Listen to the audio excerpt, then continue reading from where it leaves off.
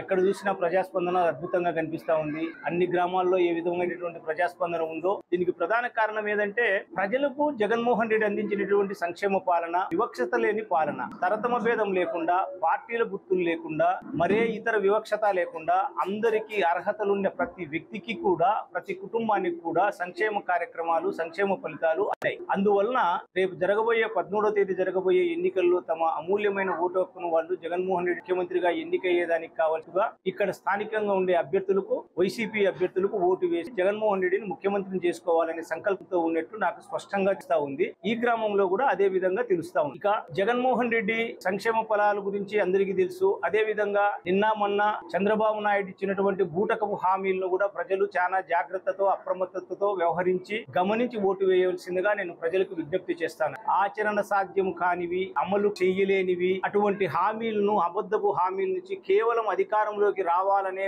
ఒక దుగ్ధతో తప్ప ప్రజలకు సేవ చేయాలా, ప్రజలకు మేలు చేయాలనే తపన గాని, ఎటువంటి ఆ ఉద్దేశం గాని చంద్రబాబు నాయుడు మేనిఫెస్టో చూస్తే ఎవరికైనా అర్థమవుతుంది. ఆ మేనిఫెస్టో ఎటువంటి పరిస్థితుల్లో అమలు చేయలేడు. చంద్రబాబే కాదు, సాక్షాత్తు భగవంతుడే దిగి వచ్చినప్పటికీ కూడా మేనిఫెస్టోలోని అంశాలను అమలు పరచడం అనేది సాధ్యం. ఎందుకంటే మన దగ్గర 100 రూపాయల డబ్బులు మన జోబిలో ఉంటే 10,000 రూపాయలు నేను ఖర్చు పెడతాను అంటే ఎంత హాస్యాస్పదంగా ఉంటుందో, ఎంత దానికి యోగ్యతగా ఉండదో మీరే అర్థం చేసుకోండి. నా దగ్గర 100 రూపాయలు ఖర్చు ఉన్నప్పుడు నేను జోబిలో నుంచి ఆ 100 రూపాయలు ఖర్చు పెట్టొచ్చు, లేకపోతే దానికి ఇంకొక 100 రూపాయలు సప్పో తీసుకొని వచ్చి ఖర్చు పెట్టొచ్చు. కానీ 100 రూపాయలు ఉంటే నేను 1,00,000 రూపాయలు ఖర్చు పెడతాను అని చెప్తాను. ఇది ఎక్కడ సాధ్యమవుతుందో మీరే ఆలోచన చేయండి అని చెప్పి నేను ప్రజలకు అందరికీ విజ్ఞప్తి చేస్తా ఉన్నాను. కాబట్టి జగన్మోహన్ రెడ్డికి మనం పట్టం కట్టి తిరిగి ముఖ్యమంత్రిని చేసుకుంటే ఈ సంక్షేమ ఫలాలు మళ్లీ అందుతాయి. ఇదే విధంగా ప్రజలందరికీ సుశాంతులతో ఉండేదానికి అవకాశం. ఒకవేళ పొరపాటు చేసి ఈ అబద్ధపు హామీలను నమ్మి చంద్రబాబు నాయుడు కన్నా ముఖ్యమంత్రిని చేసుకుంటే మాత్రము ప్రజలు చాలా ఇబ్బందులు పడాల్సింది వస్తుంది.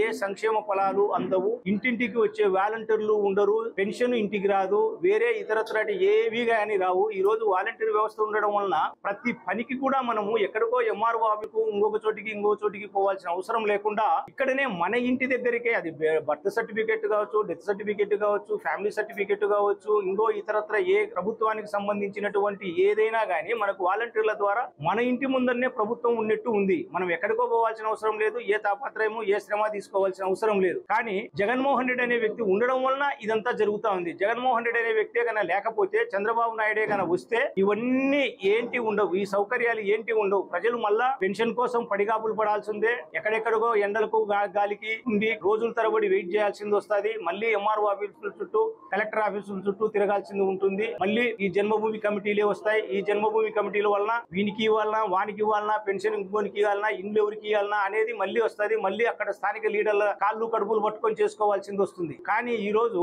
ఎవరి ప్రమేయం లేకుండా, ఎవరి ప్రాపకం కోసము మనం ప్రాకులాడకుండా, కేవలం మనకు అర్హత ఉంటే తప్పనిసరిగా ఎవరితో సంబంధం లేకుండా సంక్షేమ ఫలాలు, అభివృద్ధి ఫలాలు, ఇండ్లు గాని, పట్టాలు గాని, ఇంకోటి గాని అందుతున్నాయి. ఇవన్నీ మీరు గుర్తించి రాబోయే రోజుల్లో జగన్మోహన్ రెడ్డికి ప్యాన్ గుర్తుపైన ఓటు వేసి అఖండమైన మెజార్టీతో స్థానిక అభ్యర్థి అయినటువంటి రాచమల్లు శివప్రసాద్ రెడ్డి ఎమ్మెల్యే అభ్యర్థిగాను, వైఎస్ అవినాష్ రెడ్డి ఎంపీ అభ్యర్థిగాను అద్భుతమైన అఖండమైన మెజార్టీతో గెలిపించవలసిందిగా ప్రజలను ముక్కులితాస్తాలతో కోరుతారు.